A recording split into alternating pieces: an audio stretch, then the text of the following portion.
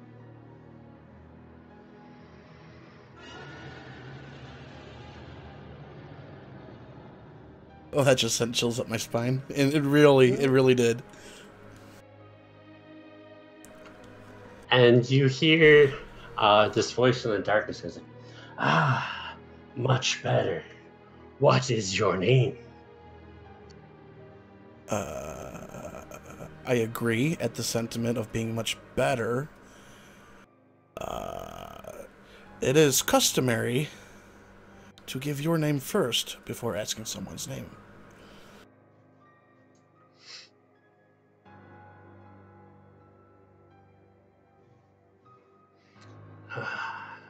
You're playing with fire, child. My name is Bolrog. What is yours?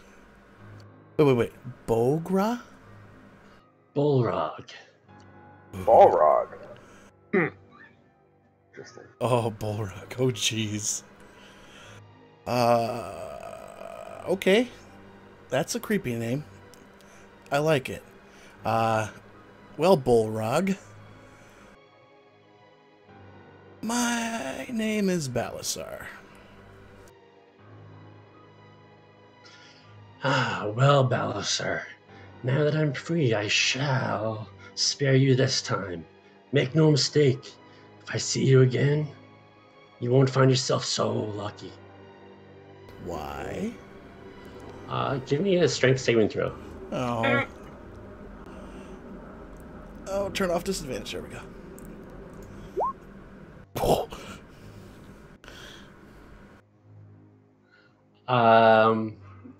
You just feel this massive body slam into you, and you go flying into one of the walls, and you knock some of the corpses off the pedestals, and you hear flapping of wings.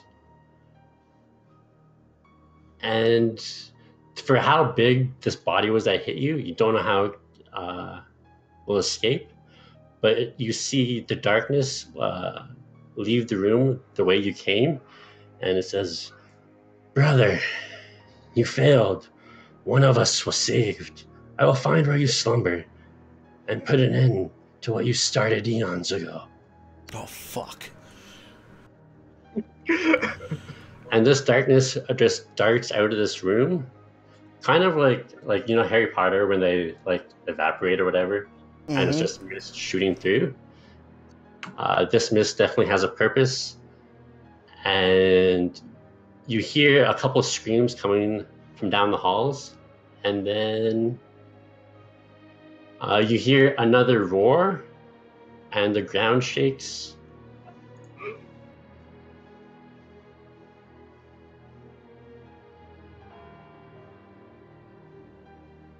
And then everybody, Ryzen and Brewer, you hear this ominous bell ring throughout the city. It's echoing through the mountain, and it's kind of vibrating the mountain.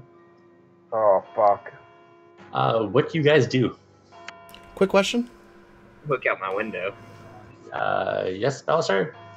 Can I do like an intelligence or a history or something to see whether or not this sounds like it might be the consumer?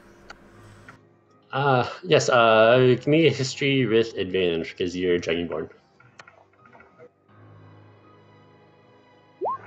Oh, fuck! Really? All those good rolls! All those good rolls! Yo, no shit. Yeah, you can kind of remember that the consumer is compared to the sun.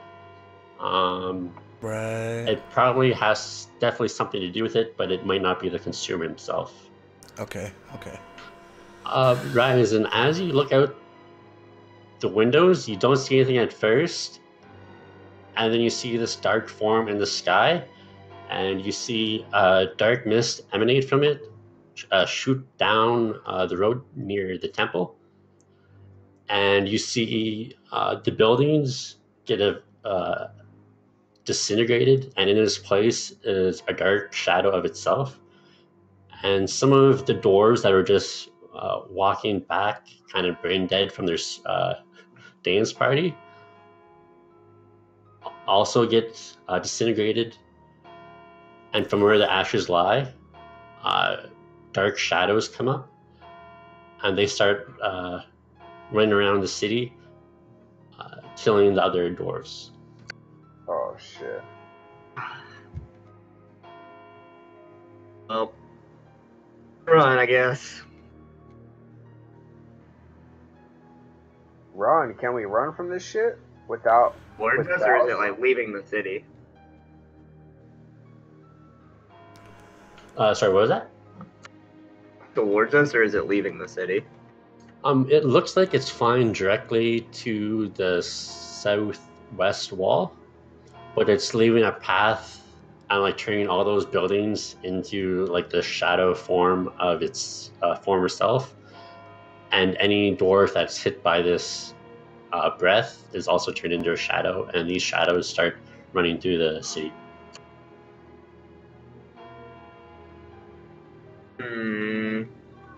So I'll just draw. You guys are like in the black circle. We're here. Mm-hmm. Balasar is over here. And this form just kind of drew a line of this darkness along here.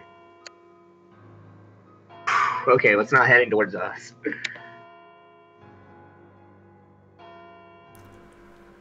Can I, like, stealthily make my way back to my room?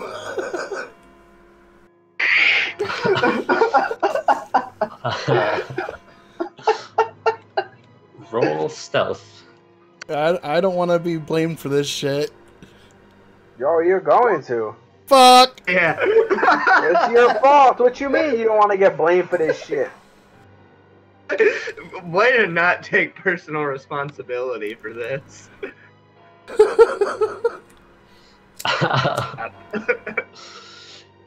Yeah, so you're trying to like hop from pedestal to pedestal. Kronk from the Emperor's New Groove. As you get closer, though, to the entrance where you came down, there are a ton of what appear to be priests, and you can see the bodies on the pedestals animating, and they start all marching up the stairs, and the priests look at you, and they're like, "Get back to your room." Oh shit. Yeah, I'm going back to my room yelling, "Run for your life!"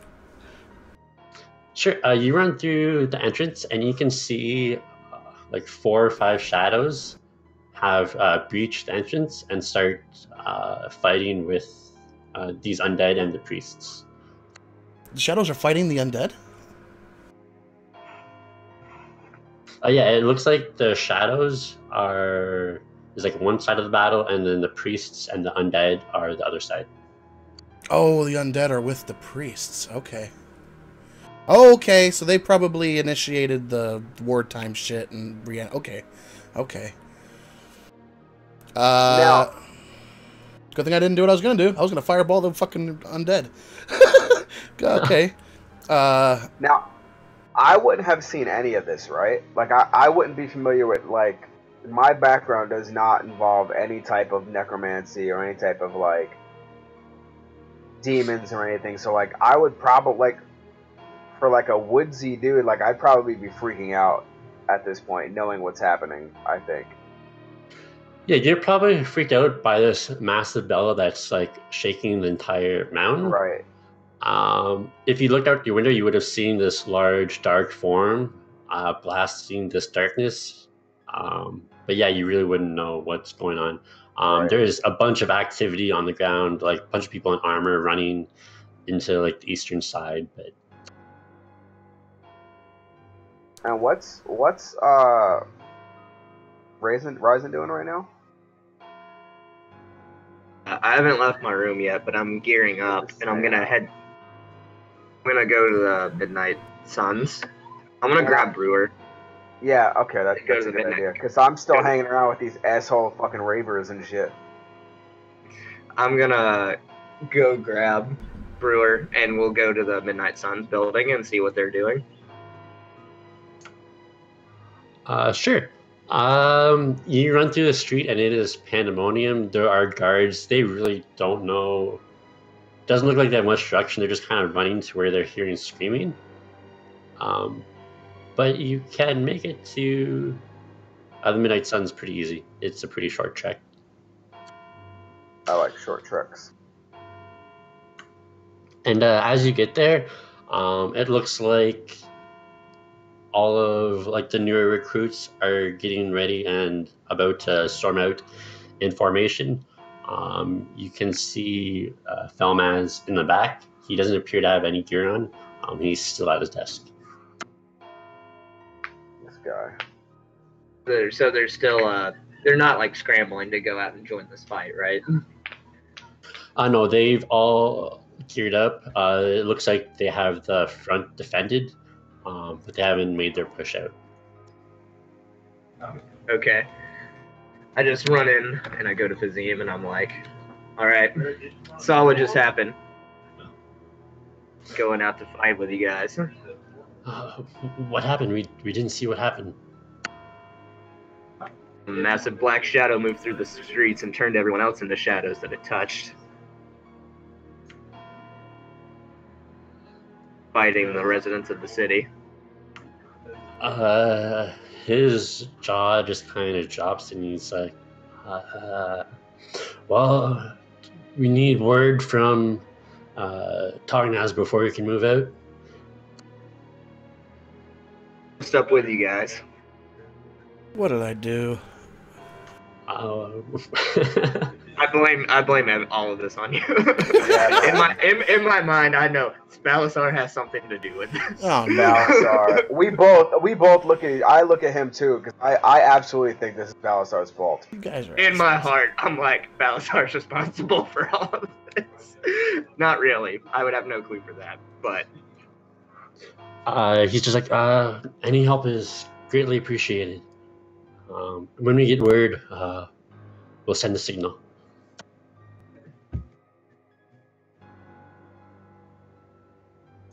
So, Balasar, you're in a room with shadows, undead, and priests. Do you join in, or do you just run to your room?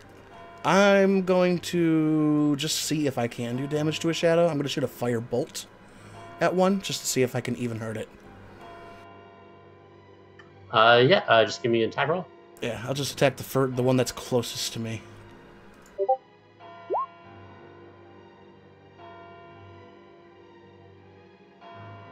Yeah,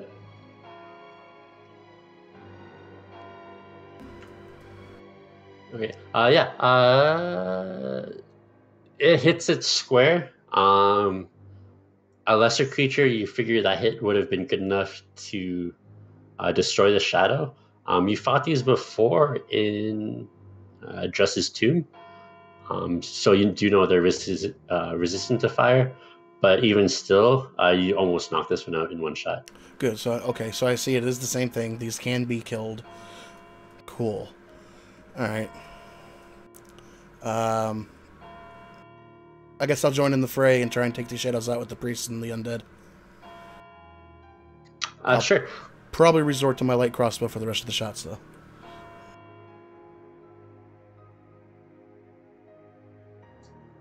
Okay, if you switch to your light crossbow, you'll notice that the arrows just go through with no effect. Okay, swapping back to fire bolts. Yeah. So fire bolts is probably your best bet. But yeah, luckily they did raise enough undead. That is an easy enough battle. Some of the undead do fall, and as one of them falls, another shadow raises from the body. But probably after like a tense minute or two, you're clear the reception area. The priests and the undead start marching to the streets, and the priests again say, go back to your room, it's not safe. I can help. You just seen what I did?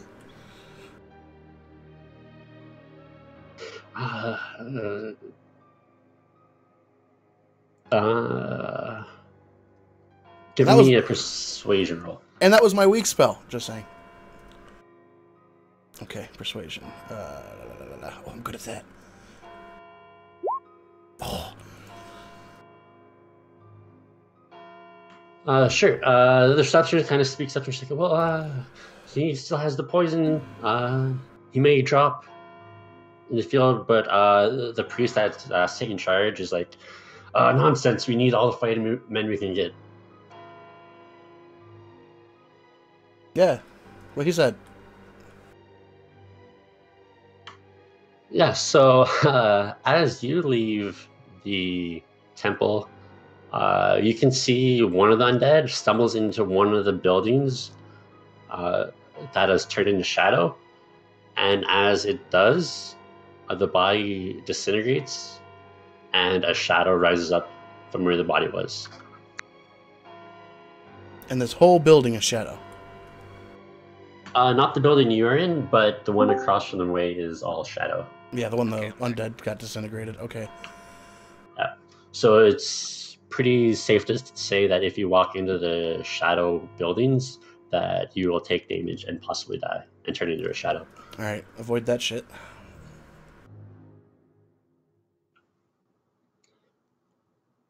Actually, I'll yell that to everybody who can hear. Avoid that shit! Yeah, and you hear the priests yell out. They seem to be commanding these undead as well, and they are just slowly pushing down the streets and killing any shadows you guys come across. Ryzen and Brewer, you hear Fazim give out the orders, and they're like, "All right, men, we're told to meet at the southeast gate, which would be down here, and clear the way as we go."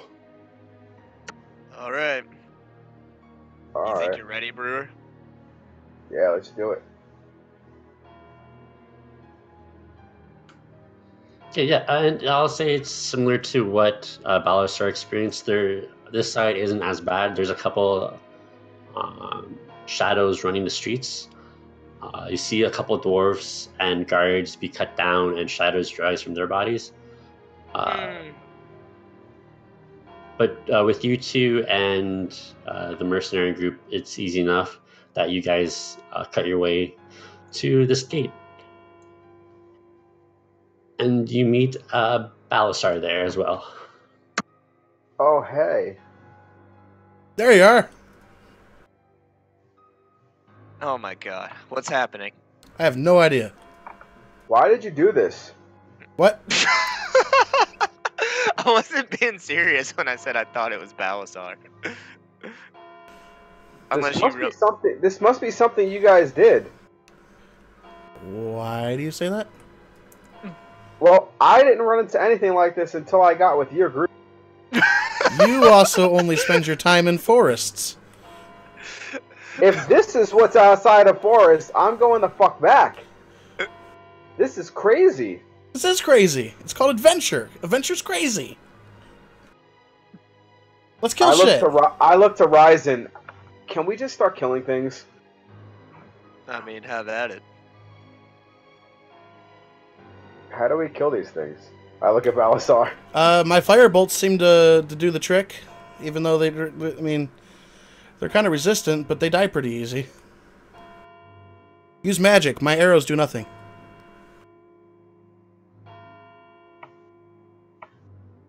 I don't have magic. How close are these things to us? So you guys, as you came down to meet this wall, you did fight some shadows, but since there were so many of you, Brewer, you would have noticed that your longbow, since it's magical, would have affected them fully. Okay. So with so many of you there, it was easy enough to cut down any shadow you came across, and Gotcha. Your path seems to be clear. Okay.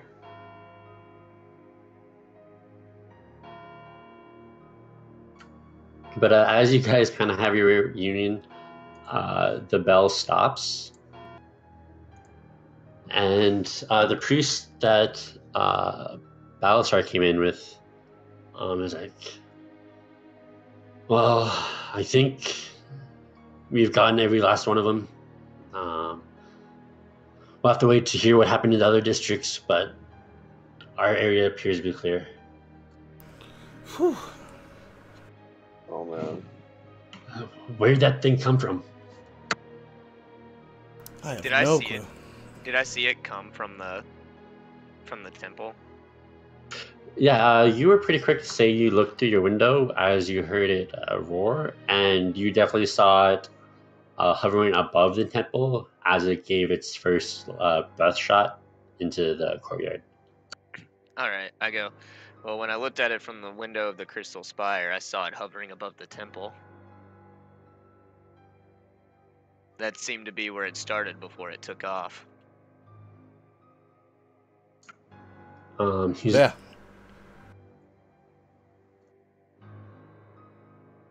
I kind of looked and he's like, why would Velshroon turn on us like this? Is this something she could do?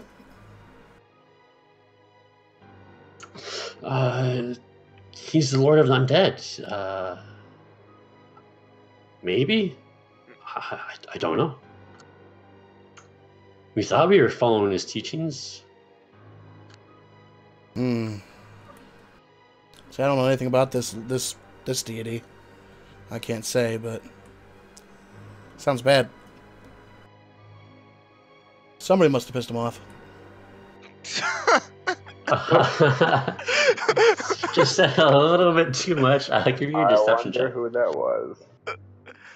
Oh god, I hope you get what's coming to you. Oh man. Where's the 7? There it is. Come on, dice. Oh.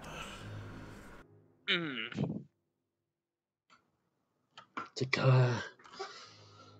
yeah, I guess we try to follow his teachings. I don't see what happened. And then Ballas, you kind of see someone you're somewhat familiar with. The guy who was doing the incantations speaks up. He's like, well, this darkness originated from our respect rooms. It shot past me. Plowed me over too. That shit hurt. Oh, so you saw it too?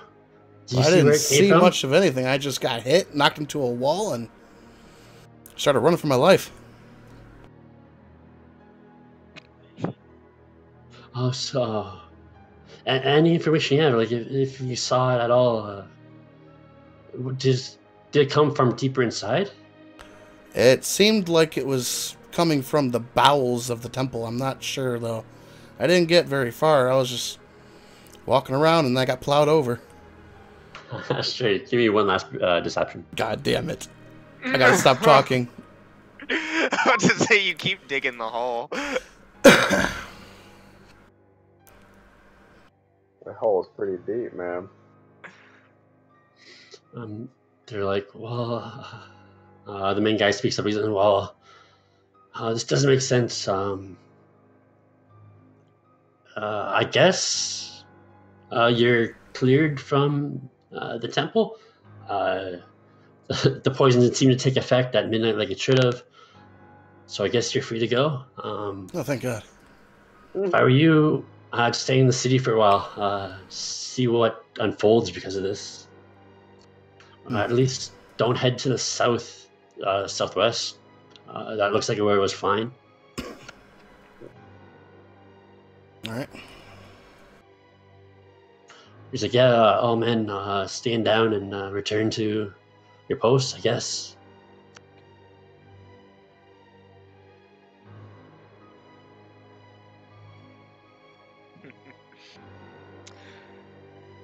Alright then. Guess we don't have a choice. Guess we're stuck here. Pirate contract's probably gonna have to wait. Mm-mm. Pirate contract. He speaks up as well. If you have a contract with someone from inside the city, as long as you don't go to southwest, you guys aren't under arrest. You're free to go, but just be careful. I don't know, it doesn't feel right leaving the city at a time like this. Might have to wait a few days. We should leave immediately. Someone's scared. Well, either way, we thank you for your help. Yeah, glad to help out. Turned to Fazim and I'm like, anytime you guys get the call to arms, let me know. Oh, of course. I take it you're staying at the Crystal Spire. Yeah, for now. I want to camp out for a few days before we do anything, though. I love No. camping. And I got words for a certain barkeep too. He's like, oh, yes, of course. We'll give you a couple days to research this job, I guess. If you ever need that ship, let me know. My offer stands. Yeah, I'll see what happens in the next few days before we make a decision, but thanks, Fazim. Keep an eye out. You guys will watch your back.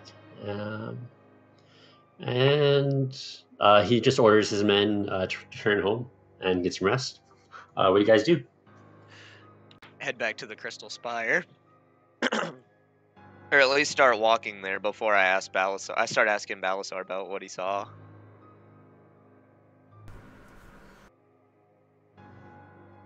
What did Balasar see? I mean, he said he was in the rooms whenever that thing knocked him over. So I was gonna ask him what he saw and what happened. Just what I told the priest dude. I was perusing and it got dark. I get blasted into a wall, and there was this giant. Real quick, out of character, how did you describe it? Like a black mass that was like twisting through the halls? Is that how you described it, Brian? Yeah, it looked like 1 second it had like a physical form when it knocked you, and then when it had to get through like a smaller door, it turned into like its mist form again. And how exactly did this physical form look? Like a dragon, or? You couldn't see because of the darkness, but you did hear the roar, and it definitely sounded like a dragon. Okay, yeah, so it was like this big mass. I really couldn't see it, but it did roar on the way through, and it sounded like a dragon. But it was huge. In order to get through the smaller doorways, it had to like I don't know how to explain it.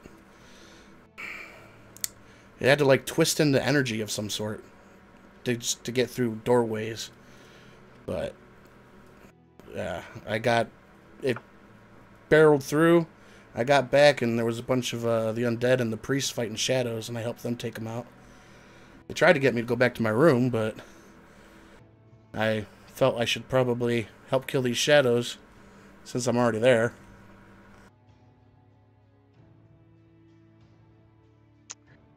All right. And then. apparently I'm fine from the poison.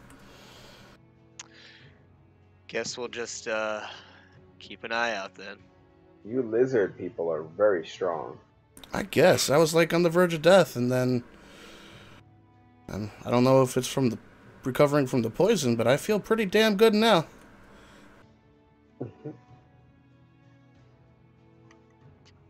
Well, all right then. Guess we'll head back. Keep an eye out for any strange attacks or anything.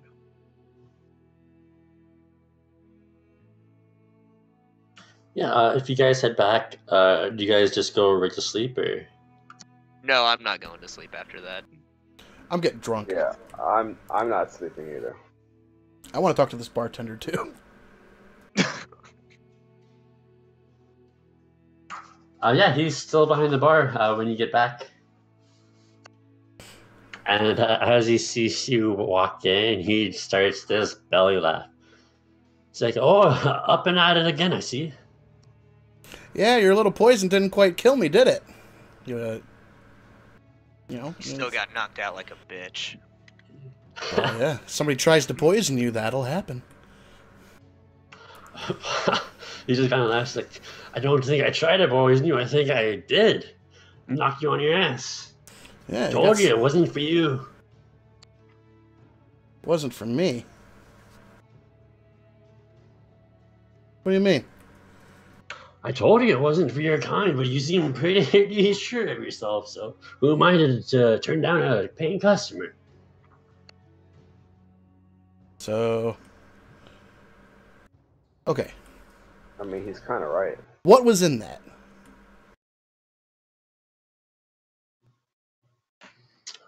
Well, I can't give you away my secret recipe. That's what made this place so popular in the first place.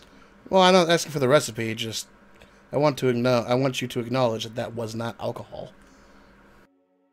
Oh no, it was alcohol. They're just see us dwarves. We have natural resistances to stuff like this, so we have to spice it up a bit, give it a little extra kick. Some people say poison, some people say drugs. Just depends how you look at it. Okay, that makes a little more sense. I was about to start getting really pissed that you might be racist against Dragonborn or something, and you saw me and poisoned my drink specifically to kill me. But Why? That's really dumb. He told you that it was gonna do that. well, almost died. Yeah, that's your own fault. Well, I didn't think that dwarves would drink poison. Come on, who does that? Except for dwarves. Apparently dwarves. Exactly, and I like your friend. You're staying here tonight. Your room is on the house. Hey, I like this guy. Well, Thank you. Oh, of course. Say, I believe you ordered 2 mugs of my purple brew. Would you like a second shot? now here's my question. Is there like a limit? Like, is it possible for me to even drink this stuff in like at the smallest amount and not fucking die? Being not a dwarf. Are you asking him or out of character? I'm asking him.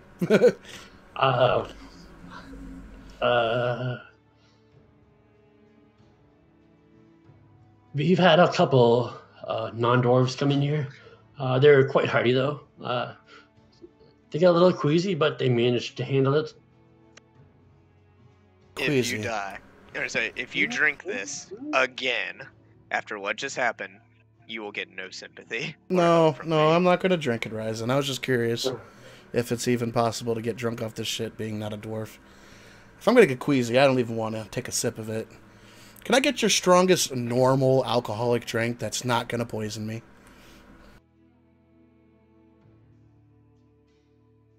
Or maybe something that poisons him less. I was going to say, well, our strongest non-drink that's going to poison you would be water, but if you want alcohol, feel free. We have this right here. And he pulls out a mug. It's like, yeah, it's just 5 silver a cup. Is this like whiskey or something? It is just average ale. Some ale. Okay. I guess I'll get drunk off ale then. He will gladly serve you until you get drunk. Oh man. Alright. I'll keep drinking until I'm drunk then. Yeah, let's say like 4 or 5 cups, and you were quite happy. Perfect. What's my tab, barkeep? 2 gold, 5 silver. All right.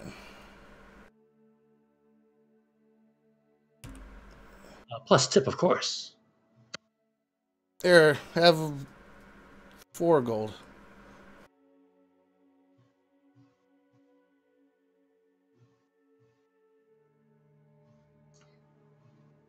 Of course, and would you like a room?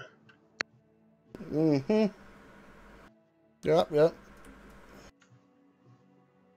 Sure. Tell you what, since we've had a rocky pass, I'll give you a room for another 4 gold.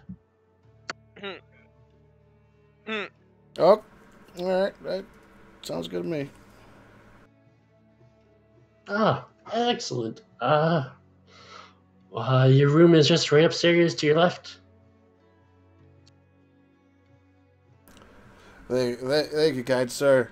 I'm gonna go pass the fuck out. Well, he's going to sleep. I guess I should go outside and sleep, right? I feel like we've slept a lot this session. Yeah, it keeps getting interrupted. Yeah, if you want to go outside and sleep, you can definitely do that as well. Yeah, I'm gonna go sleep in the woods. Right, and Ryzen, you're just kind of staying watch. Yeah, I'll just kind of keep around and just kind of meandering, restless, and then I'll go to bed. Oh my god. Okay, yeah. You don't hear any more noises out the street that would make you worry. It appears that the shadow attack has finished. And yeah, you guys sleep, no problems. However, during the morning, Balasar, there is a banging on your door, and Ryzen and T would hear this banging as well. All right. I go and look outside because that's annoying and super loud at this early in the morning. It looks. So, I'm an asshole. I am sorry. There she is. It's okay. What's up, asshole?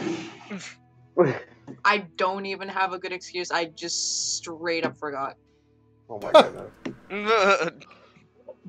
Well, you only missed Balasar starting possibly the apocalypse. I say trying to freaking end the world. And almost dying.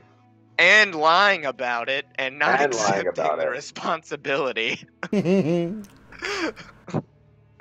Oh my god. Motherfucker's got us in some shit. So I'll just give you a quick recap so you know what happened. Currently, you are in an inn with Ryzen. You see that it's a priest from the temple banging on Balasar's door. But what you missed here is that thing he drank, it was poison. He took a massive amount of damage as he hit the floor and started coughing up blood. They got one of the temple or insurance agents to help him carry him to the temple. Temple said he had to spend the night in the temple. They watched after to make sure he doesn't die. After a couple hours, Balasar got up, started walking around, went down into their respect room, which is essentially their crypt, and noticed a shitload of bodies, and pulled out his orb. When he found a room by himself, started sucking the blood from the bodies. Since it was a room full of dead bodies, the entire room filled with darkness, the orb shattered, and he got knocked across the room by this massive form saying that if this darkness sees Balasar again, he's going to kill him. But he thanked him for freedom and that he's going to go kill his brother. And this dark form turned into mist, escaped the temple, and it started flying overhead of the city and let out this breath that turned buildings into shadows, and anything it killed also turned into shadows that attacked the city. But that's all you missed. Yeah, just a small little bit. And then Ryzen and Burr and Balasar went through the city streets to clean up shadows.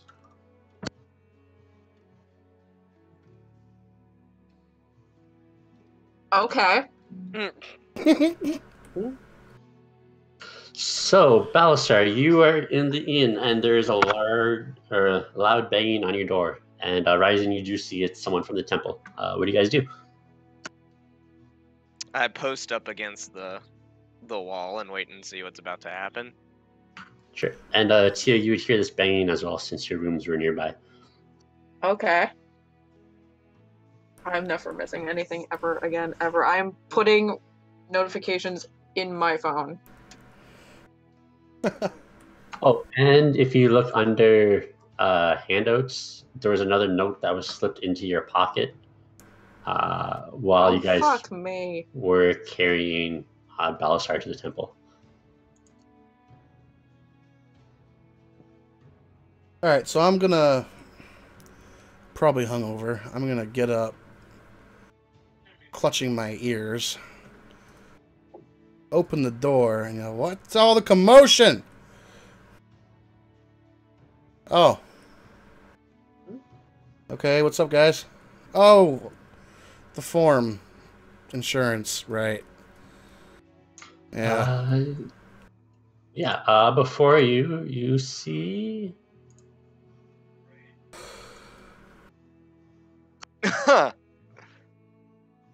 Oh, fuck.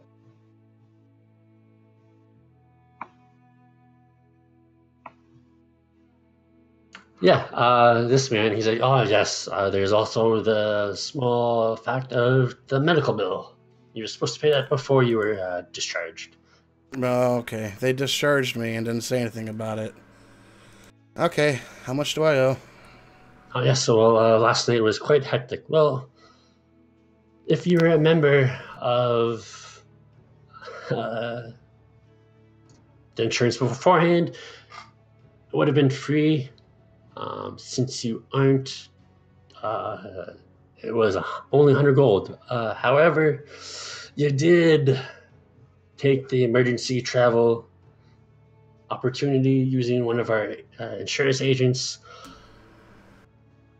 and that's quite the hefty penalty, so that's 400 gold.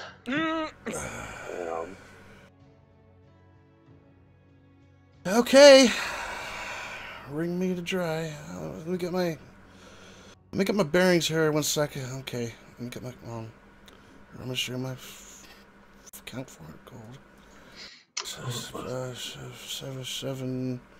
6, 5, 4. All right, here you go. Carried Gold. it too. Sorry, what was that? I was just rummaging. I was role playing, counting out the gold. Yeah, there you go. There's your gold, 400. Yep. Oh yes, thank you. Pleasure doing business with you. And if you could get that cosigner, we can get your life insurance settled away now that you're out of the temple. All right, I'll work on that right away. You guys sticking with me until I got it? Wait, what? Well, now that you're out of the temple, your insurance is void until there is a cosigner. Well, I mean, you're gonna stick with me until I find my cosigner, or do I have to come back to the temple once I got it taken care of? Oh no, just come back to the temple. We already got the 50 gold, so take your time. Okay. See you soon. Pleasure doing business. Mm-hmm. And he just kind of jangles his coin purse and starts walking away. I'm assuming, Brewer, you come back to the tavern? Yeah, oh yeah. Yeah, so you see this guy kind of walking away from Balasar with a huge smile on his face. Fucker. I'm like, what's going on here?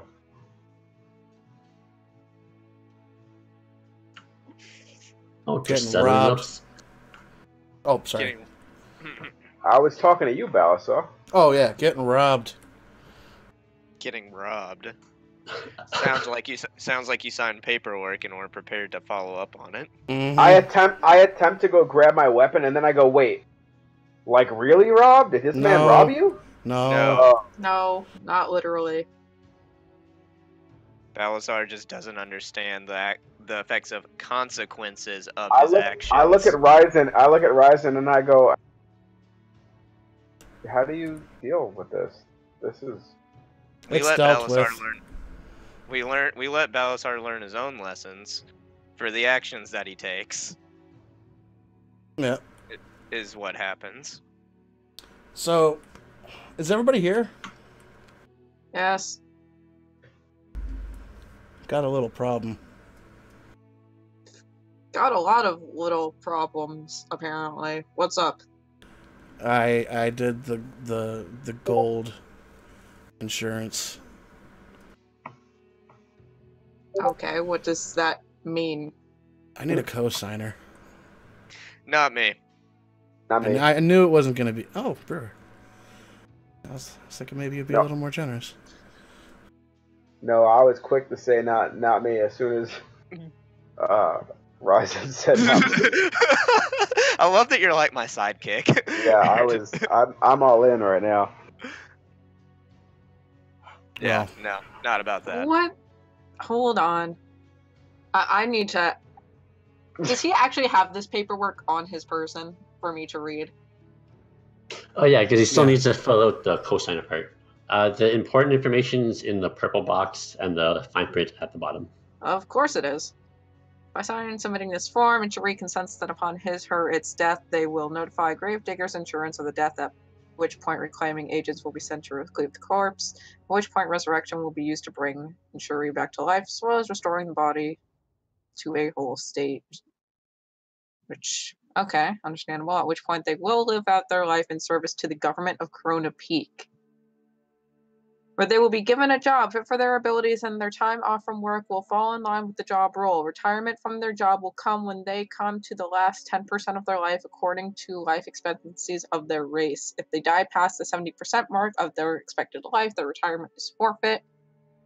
While injury is alive, they will pay 50 gold pieces a year, and in return they will receive free admission to public events held by the government of Crown Peak or the Church of Velsharoon, as well as being exempt from taxes.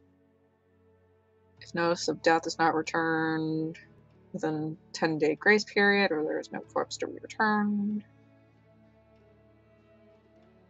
immediately the cosigner's body alive. What?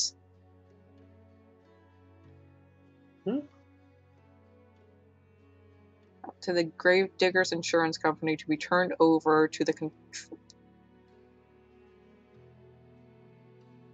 So hold on a minute. If hypothetically you die, we have 10 days to get you there, or they come after one of us? So I will say, since he got the gold, reclaiming agents will come for the body. So it won't be on you to get his body back to them. People will come to take it. Yeah, but they still want the cosigner. Only if they don't have the body. Like if I'm disintegrated.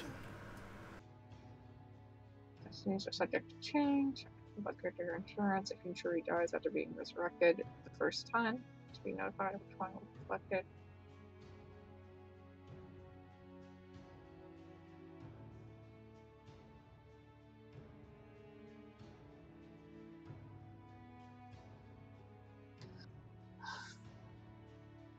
You sure you want to do this? I mean, it's a pretty good deal. If I die, I come back to life.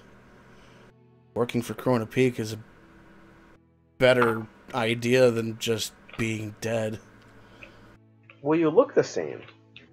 Yeah, I got the one that brings me back completely in full, not undead. I have my full conscience and sanity. I'll be perfectly like I am now, just I have to work for Corona Peak after I get resurrected.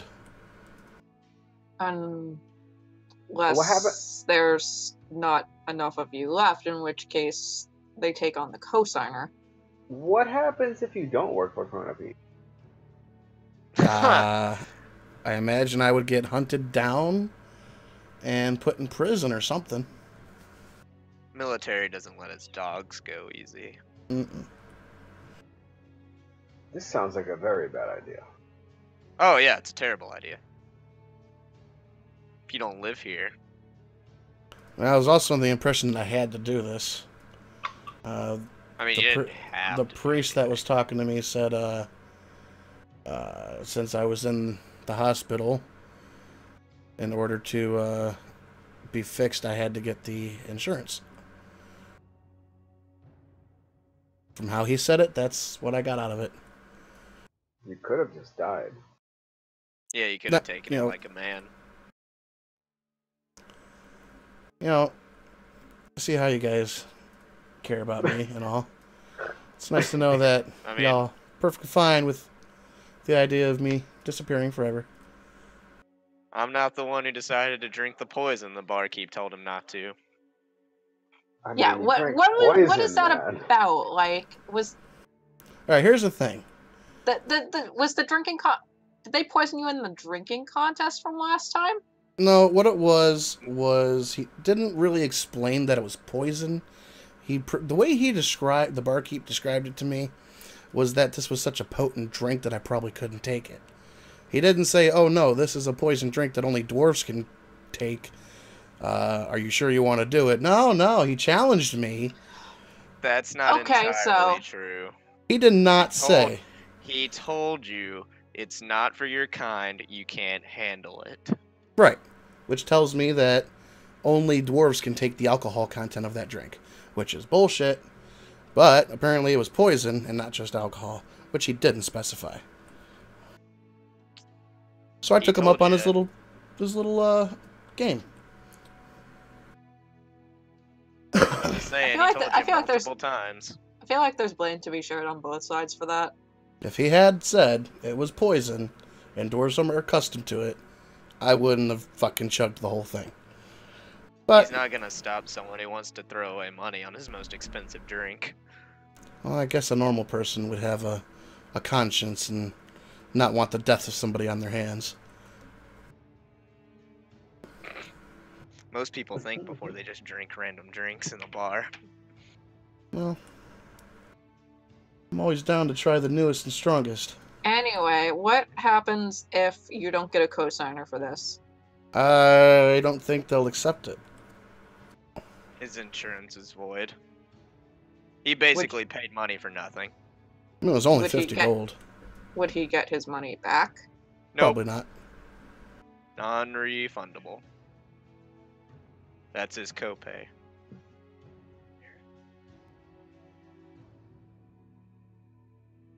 And I guess I could just ignore it, but he did say I kind of had to do it. I'm not sure how that works.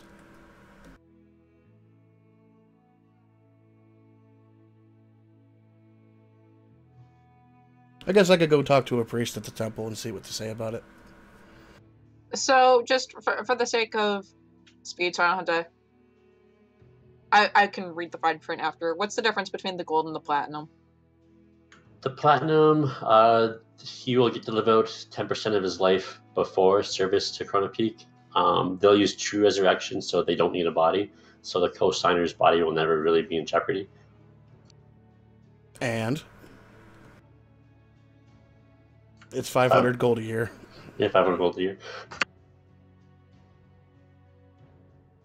And I can decide to upgrade to that anytime I want. But I figured since I only had an hour until death, and I didn't have much time to think about it at all, I'll start off with the 50 gold one.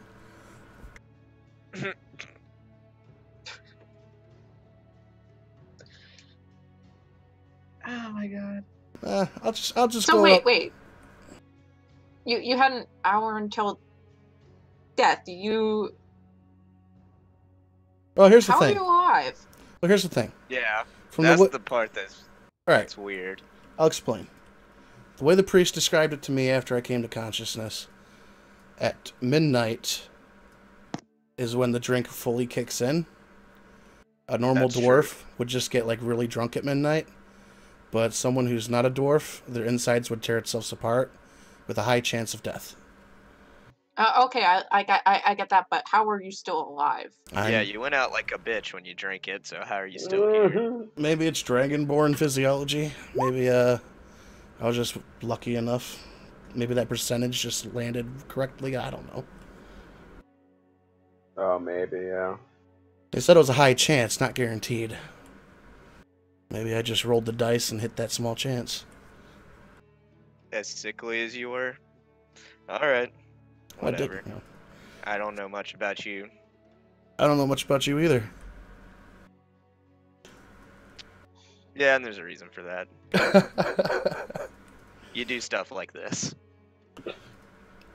Well, I'm gonna go up to the temple and tell him I can't get a cosigner to cancel this. Well, okay, so you're alive now because of dumb luck, basically. We don't owe the insurance people anything. Well, I've already paid the 50 gold for the first year.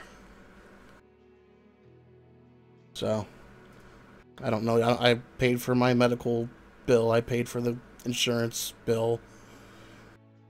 And, the only thing I owe them now is this slip. And I'm going to go talk to him about what happens if I can't get a cosigner. So, I guess we'll find out.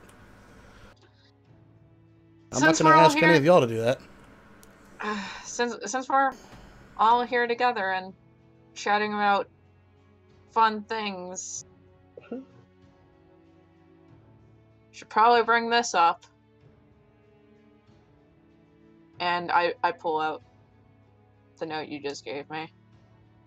Only the second one or the first one as well? Second.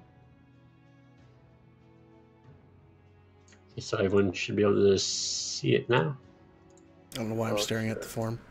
Here we go. Wait, what is it? Where is it? It'll be under handouts. It's just his second note.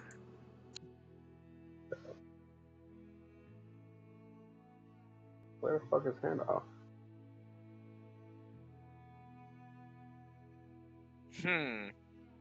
Well, looks like he knows where we are.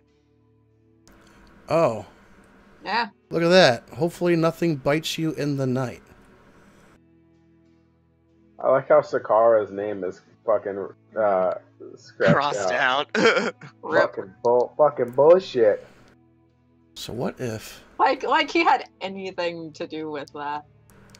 I mean, that's still a one person gone. Yeah. We still left without doing whatever we said we were gonna do. Hopefully nothing bites you in the night. Well, guess we'll keep an eye out. What if that already happened and he just failed? What do you mean? Oh, maybe the Last night was a shit show. You think the dwarf was working with him?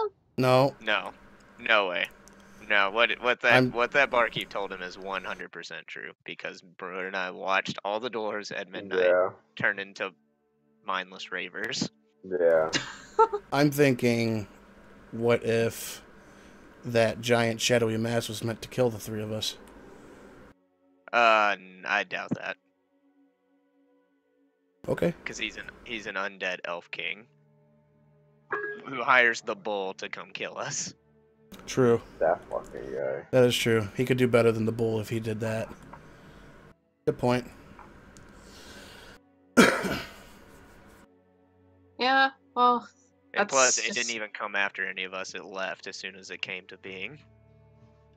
I just True. wanted you to know this was a thing. Alright. Lock your doors. Keep an eye out. Eyes in the back of your head. Hide your children. Hide your wives. Sorry. That was so fitting.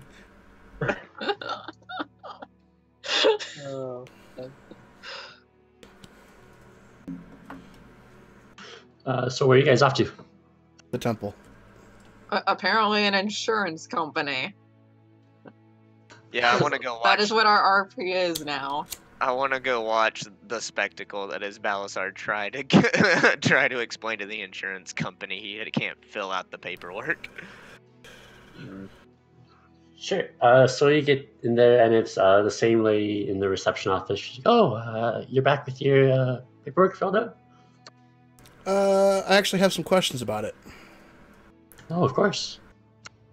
So, assume somebody signs up for insurance, and they find out that nobody is close enough to them willing to co-sign because they have no real friends or family, just, traveling companions. So they can't get a co-signer. What happens then? Oh, well, then they're just ineligible for their insurance, unfortunately. We would just keep their form on file for the year, and if they ever come across a co-signer, they come back and activate the insurance they paid for.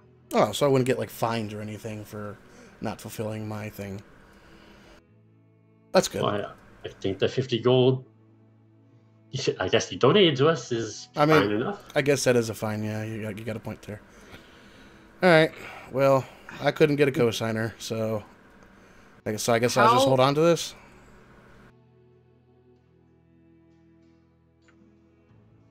Oh, well, that's quite unfortunate. If you come across anybody, any long-lost family or friends, we'll be here. All right. Thank you for the information. Anytime. And if you can always upgrade to the platinum, and we really don't require a co-signer for that. Mm-hmm. I can't afford it. Maybe in the future if I decide to.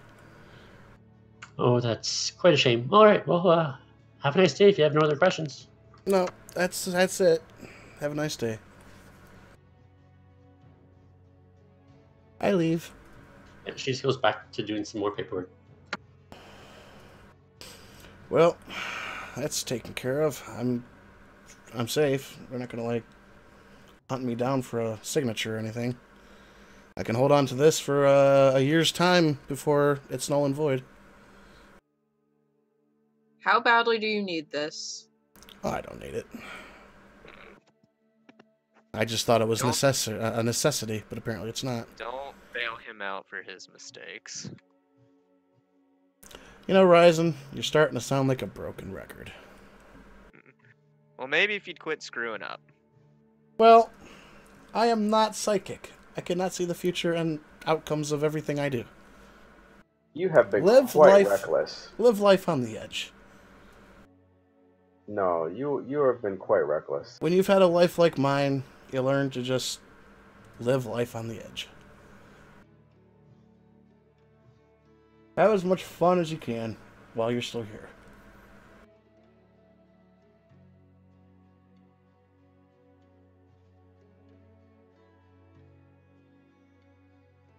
You have a year on that? I got a year on it. Maybe I'll fall in love with some beautiful woman and get married, and I don't know. Who knows? We'll see.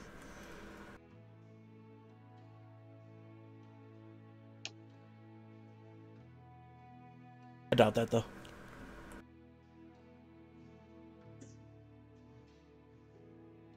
Okay, so that's one thing down. These shadow monsters, are they still in the city? Like, is the city in trouble? I think we took care of it. We cleared them out. Yeah, so the actual shadows that were attacking people and turning other people into shadows appear to be dealt with. Walking there, you do see the line that was essentially burnt through the city, where once there were buildings, is now just like a shadowy form of a building. And there's people standing near them, telling everyone to stay back, that it's dangerous to go in these shadow forms. God. What caused this? The dragon. I look at Balasar. Do you legitimately think that he did it? Yeah, I do. I think he did it.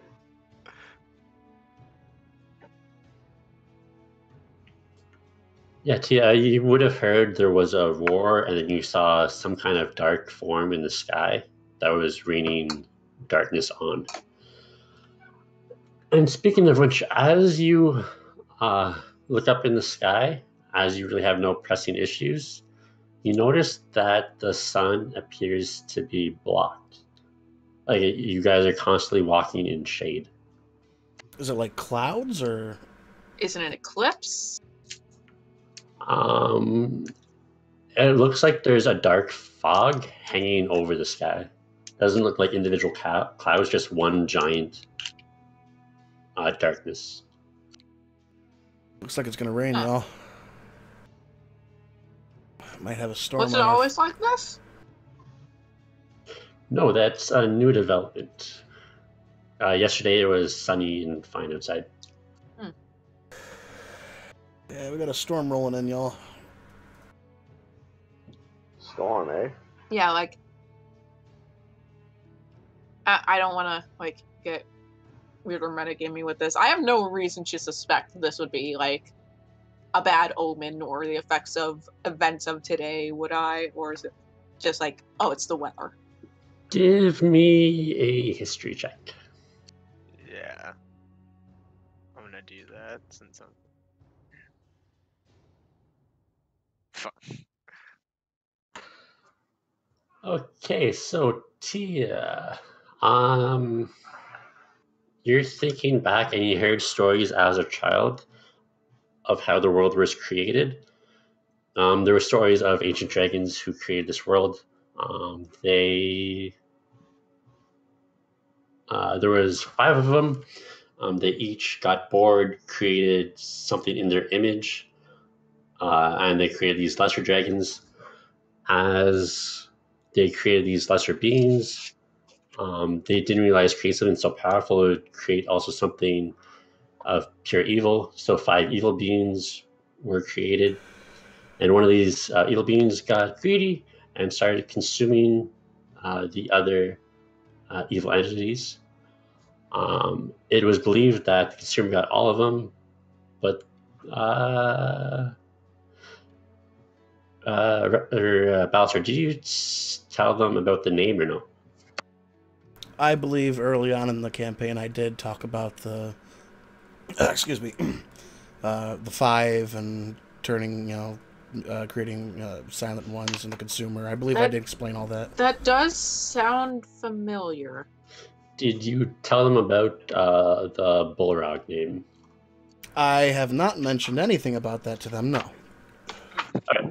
So, yeah, you aren't exactly sure. An ancient dragon appearing in the sky of pure darkness, you can probably piece together that it's connected. That it's not good. Yeah, that is not good. That darkness coming over the land and blocking the sun is not a good omen. When a being of pure darkness was just released by somebody, not pointing fingers. Brian, I will say out of character, even though Balasar actually physically said, looks like a storm is coming, he does have some kind of nervousness about that darkness, knowing the lore of the silent ones, the 5 and the consumer and all that. He is worried about it, but he's trying to, like, I cannot believe that he won't fess up at this point. Oh why would he? Why the hell would he? That is just asking to be exiled to wander the earth by himself again. Unbelievable. Like, oh my god. Yeah, I have no actual notes on the silent ones. I just have the name in my notes, the silent ones. Like, this ain't I broke the mirror in the dressing room at Macy's kind of oopsie. No, it's not. This ain't like that. This is I started the apocalypse oopsie. This is completely different. And I think that there's a certain line you cross when you fess up.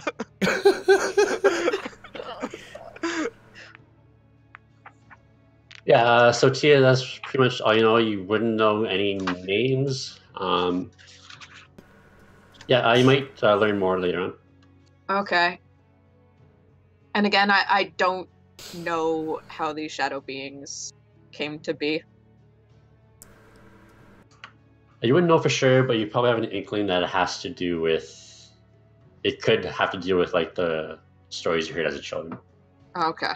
That there might be more validity to them than just... I wouldn't know Balasar is involved, is what I'm asking. No, you wouldn't. You wouldn't know that. You would know that I know the story because I've given you guys the short rundown of it a long time ago. Yeah, Ryzen wouldn't know that. No, Ryzen wouldn't know, no.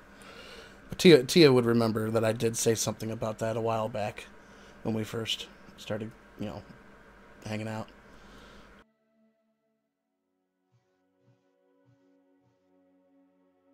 Yeah, I'm just... It's trying to piece together just how much that would actually be believed.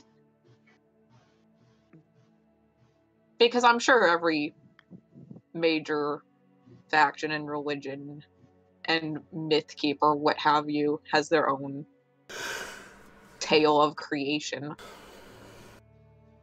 Yeah, exactly.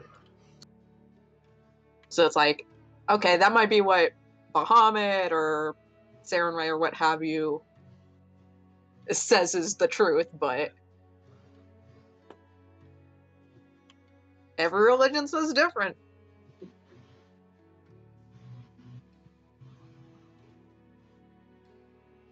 Anyway, we shouldn't be standing around staring at the blotted out sun. We should be doing something, I'm sure. Mm-hmm. At least killing time for the next 6 days. Why are we killing time for 6 days? That's what my beer has done.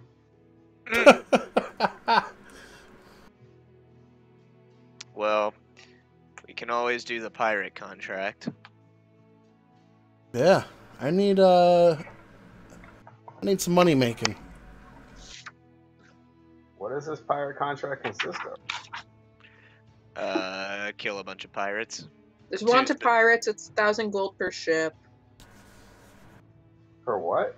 Per ship. There's 2 captains in particular we're looking for. Do we know their names?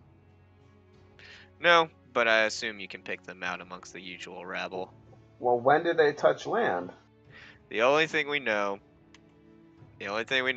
is that the military had a recent scuffle with them, and one of the survivors is at the Crystal Spire. He's the only one who made it out. Okay, I got a question. If anybody remembers, are these captains wanted dead or alive? I think it was dead or alive. Perfect. Yeah, it was either one. Perfect. Makes it easier on us. I'm not getting on the boats, though. None of us know how to pilot a ship. It can't be too hard. And that means we'd have to buy a crew. That means we'd have to buy a captain. I think I can captain a ship. We have party funds for situations like this. What did Balasar say? So I think I could handle, captaining a ship. Not in a million years. Can't be that bad.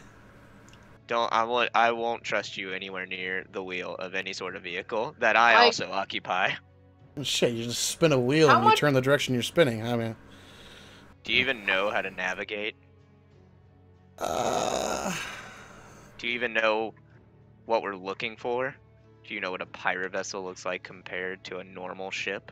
Do you? You got a point. No, that's the point. You do have a point. Nope. I have no idea. I mean, how much can, renting out a ship and a crew cost? Well, Fazim is letting us have a discount on a ship that he owns. Okay. So, how much? It has no crew, though. How much did he say it was again? So it was 500 gold actually rented, and then 1,000 gold would be put in escrow to cover repairs if you damage the ship. So like a security deposit? Yeah, pretty much. Okay. So we would need 500 just for the ship. Yes, and then 1,000 gold security deposit to make sure in case anything. So we would need 1,500 gold, is what you're telling me. And that's the cheapest we're gonna get a ship capable of keeping up with a pirate ship and defending itself. You'd also get the security deposit back after the repair costs were removed from it. Yeah, but that's still 1,500 gold up front. Yep. Yeah, spend money to make money. We don't have 1,500 gold. I don't think we have 1,500 gold between the lot of us. I mean, I have 1,500 gold. You have 1,500 gold on your person right now. Yeah. I used to have that kind of money. I think you forget that, 1, I don't pay for a lot of stuff. 2, anything I make, I keep. I bought a weapon one time, and that was about it. I've got a question. Did we ever divvy out the money that was in the bag holding? We haven't done that yet either. So we still have money waiting. As we were supposed to do that. Oh right, we were supposed to do that over the week over Discord, and we never did. Yeah. You are loaded. I have 1,700 something.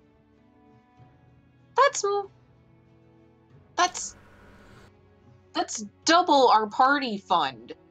Yeah, we use that for stuff though. We haven't used that for shit. We used that for chains for Balasar one time. Don't ask. No, I'm almost certain that It's not what you think.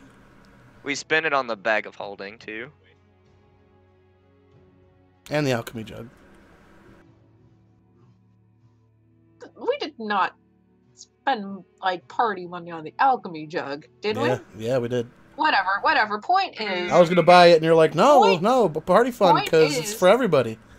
Verizon has a boatload of money.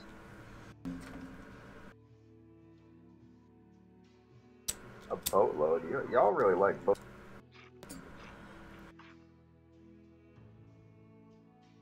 That is crazy. So, I think before we decide to get a ship, we really should divvy out this money.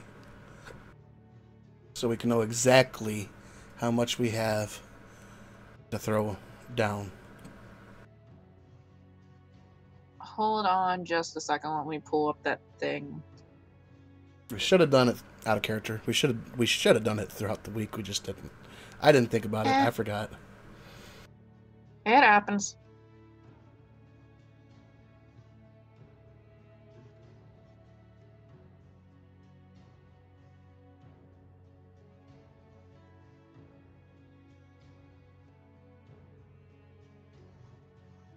But yeah, I have money. Yeah, that's you my- do. But that's my money. Okay, how much money is in this treasure hall? In the pull it haunted house, we have a handout for it. up. Yep. Here it is. Yeah, haunted house treasure. You want me to put it in chat, or you got it? Just read off the numbers. All right, 1,200 copper pieces. Hold on. 1,200 copper. Okay. 4,000 silver pieces. Okay. 1,900 gold pieces. Okay. 120 platinum pieces. Okay. And then, I don't know if we ever sold those sacrificial daggers or not, but those are 250 gold apiece, and we had 7 of them. I don't think we did, though. I'm keeping the daggers. Okay, so yeah, that's what we got. Yeah. Okay, split amongst 4 party people. Hello, Lord of Clouds. How you doing? Welcome to the stream.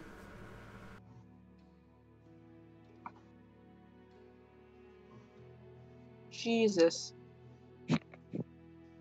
This is why I have money. My God. Oh, it actually works out perfectly. Yeah. That's 30 platinum. 475 gold. Holy shit. 1,000 silver. 2,148 or 78. 300 copper. How many silver was it? 1,000. Crap. 1,000? You lost me. I'm gonna put it in chat. What was it, 30 platinum? I am putting it in Discord now. Okay.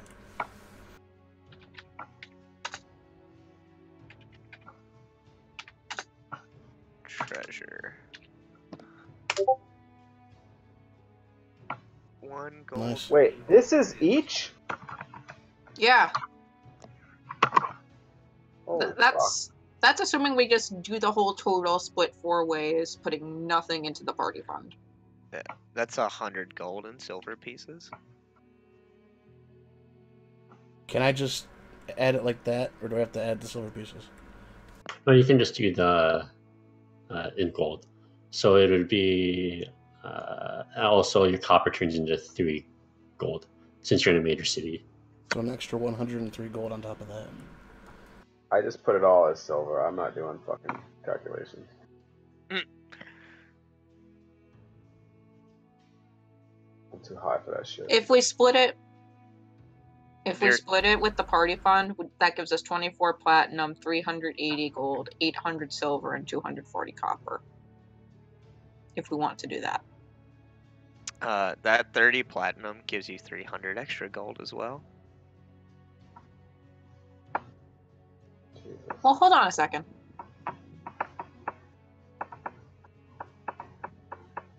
I already added those numbers. I'm not doing any more. How much? How much platinum is a gold piece? 10. Oh my god.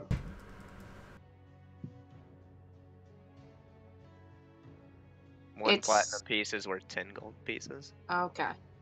120.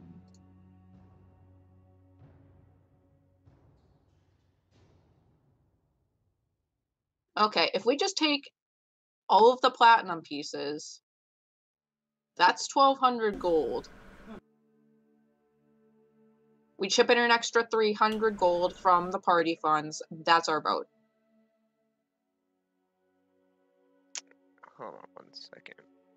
Everybody's still getting a buttload of money. If everyone pays 375 of their own money, it covers the boat. Yeah, but for sake of but for ease of convenience, if we just use everybody's copper or everybody's platinum. I already put all the numbers in my sheet as gold. It's deleting the platinum. That's all you have to do. Okay. Like, so, literally, everybody goes to their platinum column, puts a big fat 0. Boom, we've got 1,200 in the boat fund. Okay, so. Yeah, I just took off 300 from gold. If you just take off 300, if you put it all in gold, then it's fine. So, Brewer, you just take off the 30 platinum. Yeah. Alright. And that'll go to the boat fund, sounds like. So after converting everything to gold, I'm adding what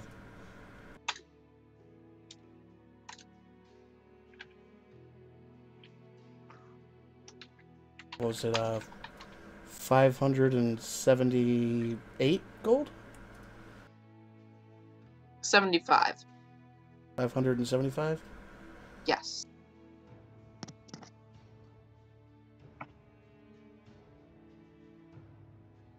Or no, you should only have 475. Well, I mean, converting the silver into copper. Oh, because you converted literally everything to gold. Okay. I'd much rather do that, honestly. So it'd be 578, yeah.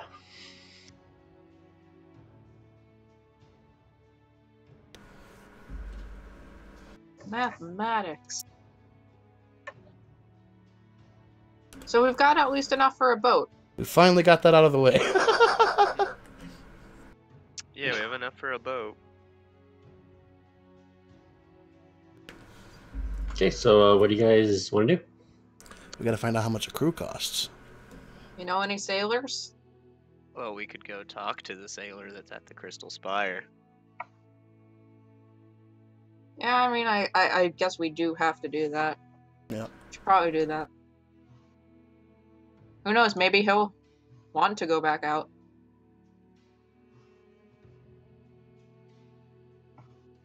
Maybe. He was the only one who survived. I know, I'm not saying it's a guarantee. He may not want to go back at all, which would be understandable.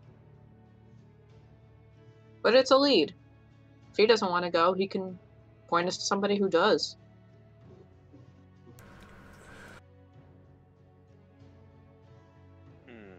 That sounds like a sound plan to me. That's all we have going for us, and I'd rather do that than sit around here. You guys could always become reclamation officers for the temple. Fucking temple people, man, they're hard up to. What the fuck was that? But yeah, if you guys go to the Crystal Spire, we can do that.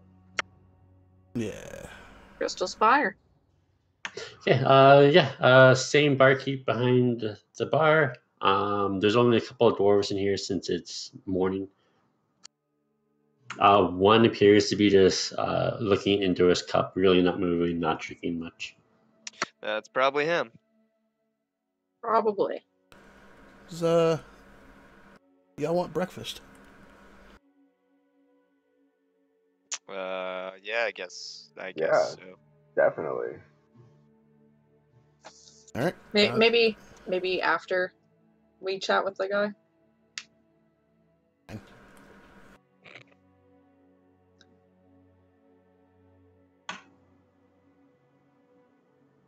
Alright, which one of you wants to do it? Probably shouldn't be me. Probably not. Alright. I guess it's me then. Everybody else is fessing up. I'll walk up to the dude staring into his cup. Hello? Yes. Are you this sailor? The surviving sailor guy? I'm no sailor anymore, but I was once, yes. So, got a question for you. What exactly happened, if you don't mind me asking? If I tell you, are you actually going to believe me? No one else believes me. We've seen some stuff. What he said.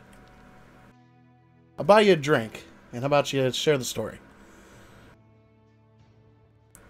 You can buy me food, and I'll tell you all I know. Food it is. Hey, let's get a round of breakfast over here. Everybody's hungry.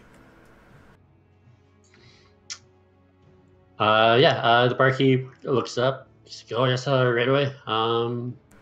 It'll be a while, but he says it's 2 gold for the lot of you. All right. And then this guy looking at his drink says, well, it was a basic job. We were just hauling diamonds from Droma.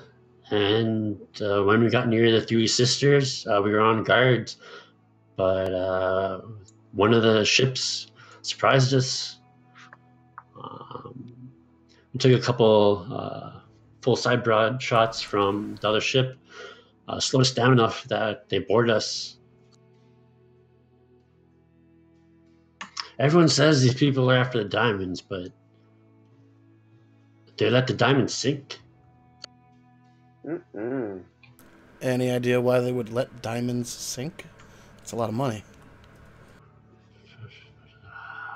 So when I say this, people just laugh, say I'm crazy. Who would give up diamonds? But we were actually winning the skirmish on the ships, and then this ship full of chains and a second ship with blue and yellow flags on the ship surrounded us, and the chain ship, the chains animated and started dragging dwarfs off the decks and onto their ship.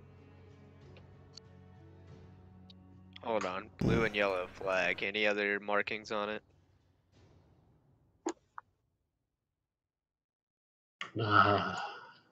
Was a yellow flag with like a blue cross, I think. The deck was made out of a white wood. Can I rack my brain and see if I would recognize that as like a mercenary company or a group that they hired? It's part of my background, as I would know anything about any mercenary companies that are well known or in the area. Sure. That is the flags of. So let me pull up the right notes. He said a white wood ship?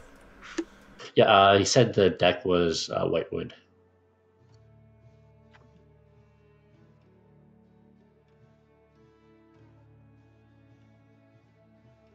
Yeah, they said you think it's part of the Speechless mercenary group. That group has gone bankrupt. They did work in these waters, so it may just be remnants from their old navy that someone took over. So if they gone bankrupt, that means they don't have any current leadership or anything like that? No, it's pretty much a dead mercenary group. But if they're bankrupt, why would they let the diamonds go? Well, one possibility is someone's just using that flag and name as a smokescreen.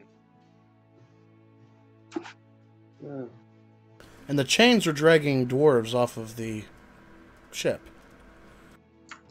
Yeah, like the first ship we encountered, we were winning the fight, and we were still able to lose a couple close range cannon shots, and we actually sank that ship. But this white ship and the ship of chains, these chains just were launching across our bow and dragging dwarfs into water and dragging them back to their ship.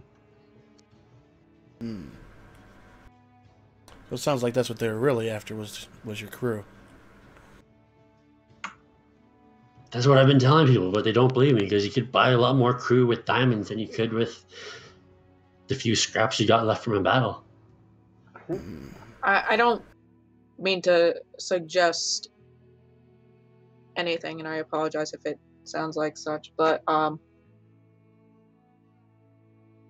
your crew,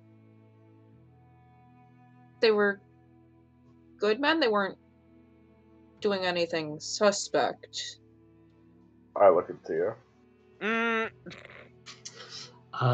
No, we were just doing our normal run from the mines back to Chroma Peak, since they own most mines in the continent.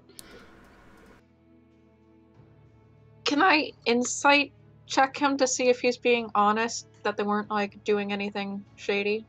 Sure, go. Like to. Okay. Yeah, both of you can. Sweet.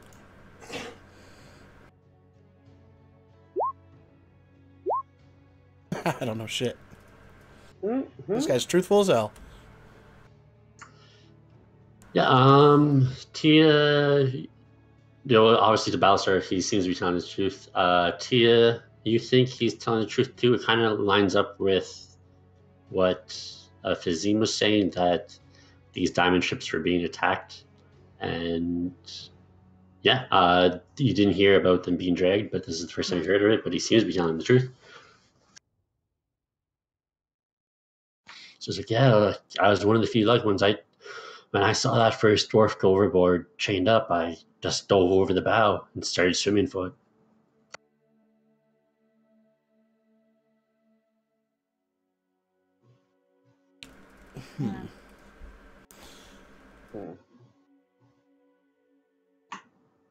I got another question for you. Yeah.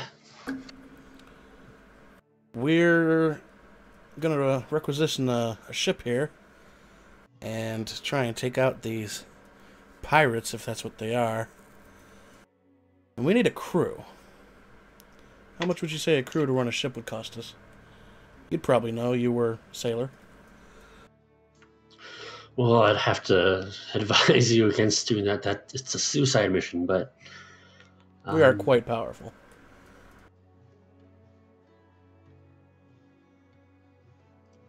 Okay. It's a go. Well, if you're dead set on this, I will. There is a good lass. She's probably one of the best navigators. Great reputation. She has her own crew. Her name's Anna. And he gives you a short description, and she will look like.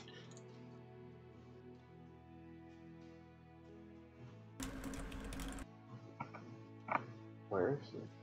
Oh. Well, hello.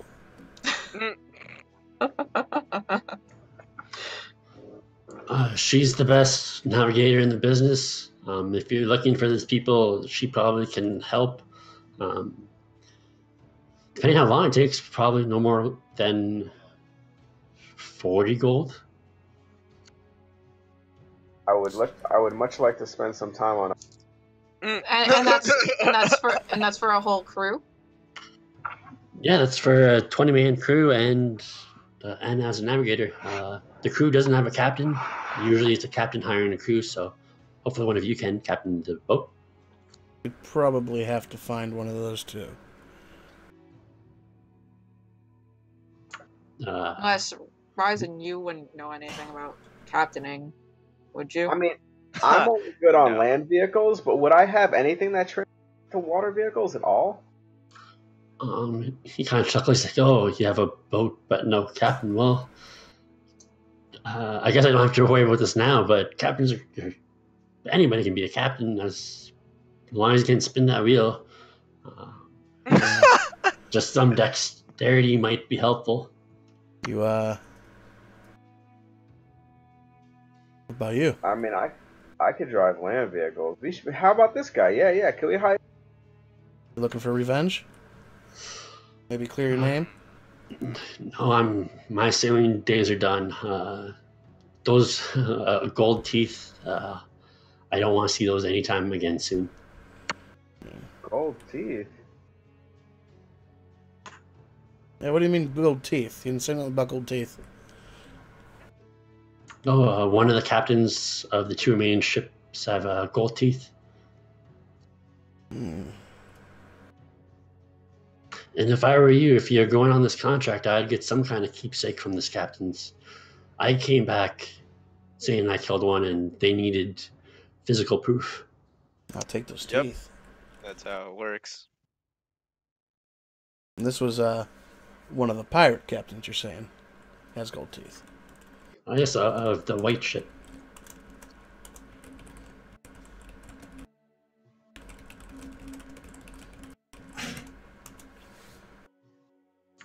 Okay. Well, since you're not willing to, would you have any idea where we could find a captain? You normally don't become a captain unless you have your own ship and crew. You may look at the docks, but I wouldn't hold out much luck. Maybe this Anna would be willing to be captain. I don't know. You can try convincing her. She's a great navigator, so I'm sure she could steer too.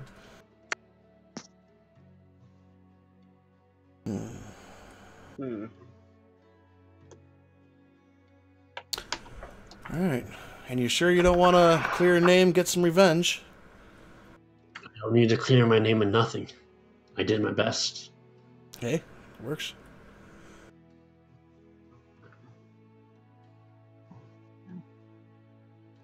Hey, barkeep, where's that food? And then he comes hustling over with a bunch of plates of breakfast for you guys. Oh, finally. I'll hand him his gold. He tucks it in his pocket, and if you guys have no more questions, we'll end there for the night. Yeah, buddy. End it stuff in our faces. I like it. I can't wait to meet Enya. Oh, it's Anna. Oh, I put Anna. Oh. I like owls. I'm sure you do. So, suddenly ships don't seem so bad. I was just saying, so he right. was like, I'm not getting on any ship. All right, I'll get on this. Oh, wait, she's cute. I mean, Brewer's an opportunist, man. You don't like boats so much, but he definitely likes broads with birds and earthy looking chicks. So it's always a plus. All right, y'all. Oh, I like that every time we have seen a moderately attractive woman who's had something to say. No, not just that. You should have heard him earlier when he's like, all right, I'll go dancing, but I try to dance next to some weird-looking females. Yeah, because it's Brewer, man. He likes the straight-looking broad.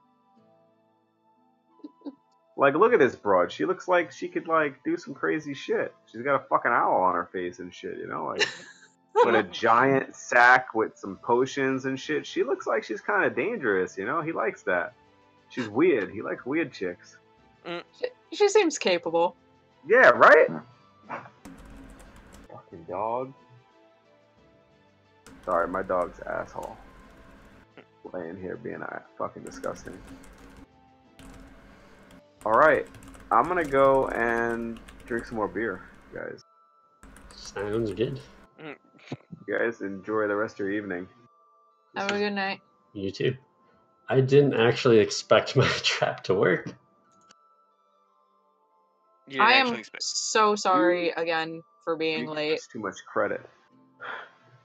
By the way. It's fine, it happens. I muted my Discord during work because, like, friends of mine were, like, blowing up my phone. And then I got home and I just didn't realize that I never unmuted it. So it wasn't until, like, when I came unmuted, I was like, oh, people were messaging me. You said you didn't think what would work, though? Damn, I gotta get up in it. Alright, y'all. Later, man. Nice.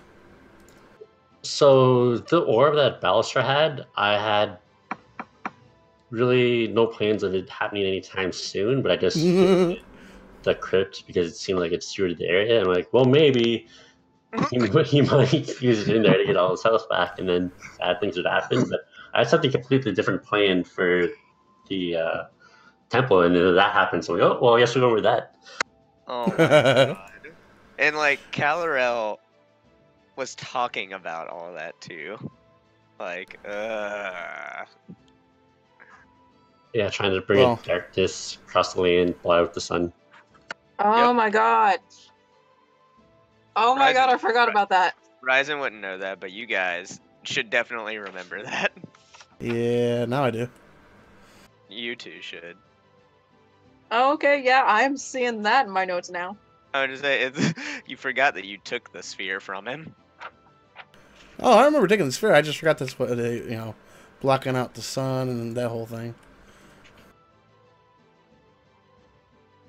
I cannot find a color for this text that does not, that is very easy to see with the backdrop. Damn it. Try just black. It's still, well, no, that's better than the other ones. Yeah. If only you could do white text with a black outline. That would be nice. Yeah, like white text, the anime subtext. Well, that's like white text on a black with a black outline shows up on anything. White text works, but once it gets to that point where it's next to the tree and the mountain, it kind of gets a little harder to see. we get the gist of what it says. It's not good with black. It works better. Whoa! It just moved. Did anybody else move that, or? No, I didn't move it. All right, putting it back. All right. Well, that was a crazy ass game. Kind of interested to watch this one back. Balasar unwilling to accept the personal responsibility of possibly ending the world. That's still baffling to me. Like, you're also like, can I try to sneak back into my room so I don't get blamed for this? Exactly.